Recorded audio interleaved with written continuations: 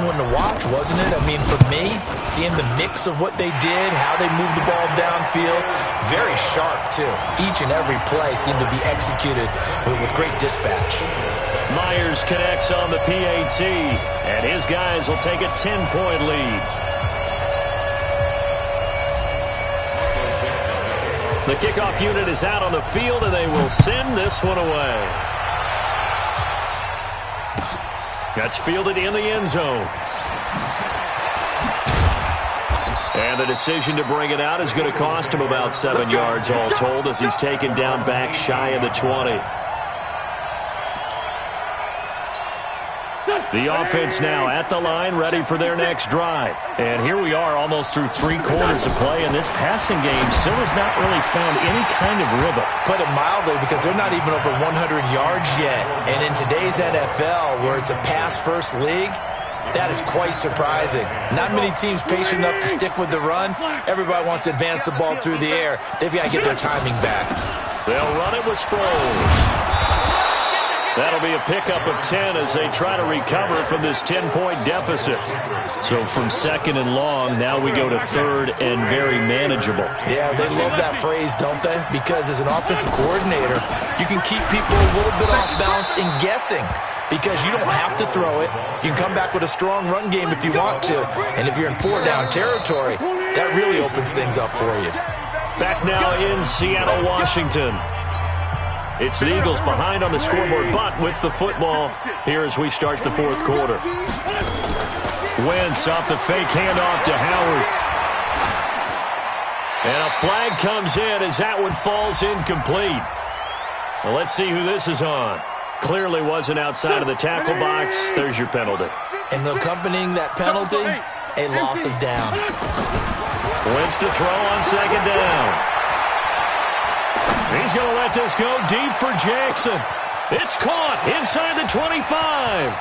And he is into the end zone. Touchdown, Philadelphia. Deshaun Jackson, 76 yards. As they are now just an extra point away from making this a 3-point game. Elliott good with a PAT. And now things get a bit more interesting here in this 4th quarter. This will be taken to the back of the end zone.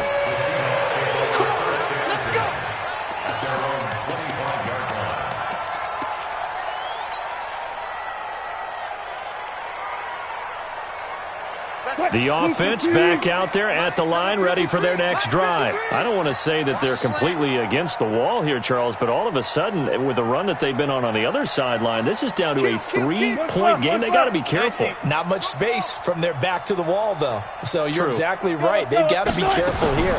But this is where the value of note-taking and recall comes into play. What was working earlier? Why was it working? Can you get those types of matchups again? And can you run those plays that get you a little bit more breathing room and a little bit of space? Ball on the 30. They'll come up with a 2nd and 5. Check 13. Alert. Now Wilson. That one going to be complete to David Moore. And he'll be taken down, but not before they work it across midfield. 23 yards the pickup there. Wilson now 6 for 6 since coming back out of the locker room. It's 1st and 10. Hey guys, listen. Check 53's mine. Check 53's mine. I'm going back to you. Let's go. From the shotgun, Wilson.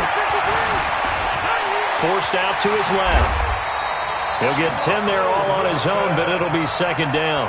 Well, he did a nice job keeping his eyes downfield, waiting for someone to get open. But once the pressure forced his eyes down to see the rush, it was time to make a break for it. 3 points separating these two sides with 2 minutes left to go in the 4th.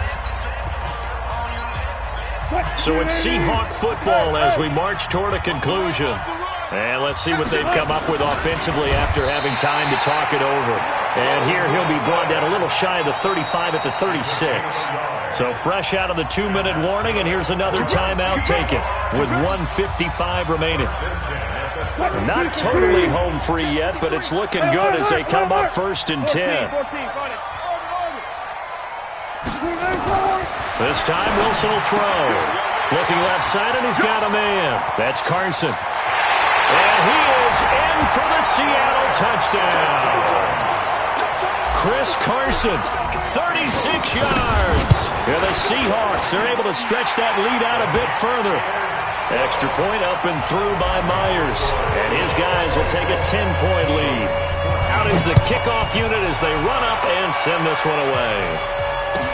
That'll be taken in the end zone. And he'll wind up about 4 yards shy of where he would have been if he had taken a knee, as they'll start at the 21-yard line.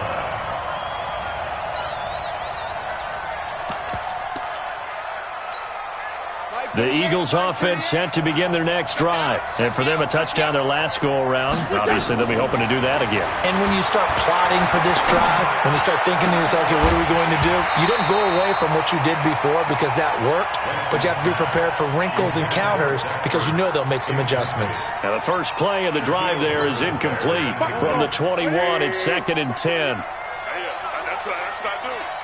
To throw is Wentz.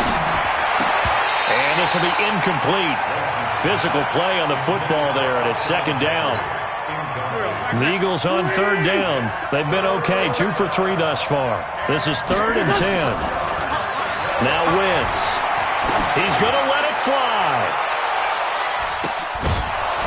And he knocks the ball away, and it falls incomplete. Looking to erase a 2-score deficit here in the 4th quarter. Going for some big plays. Yeah, they certainly were. They just started in one shot, didn't they? Forget trying to move the ball downfield in small little increments. Let's go for the big one. But how about the defense playing situational football, looking at the scoreboard, realizing what can hurt us most? The deep shot. They played it well. Now on 4th down here, that pass knocked away and incomplete.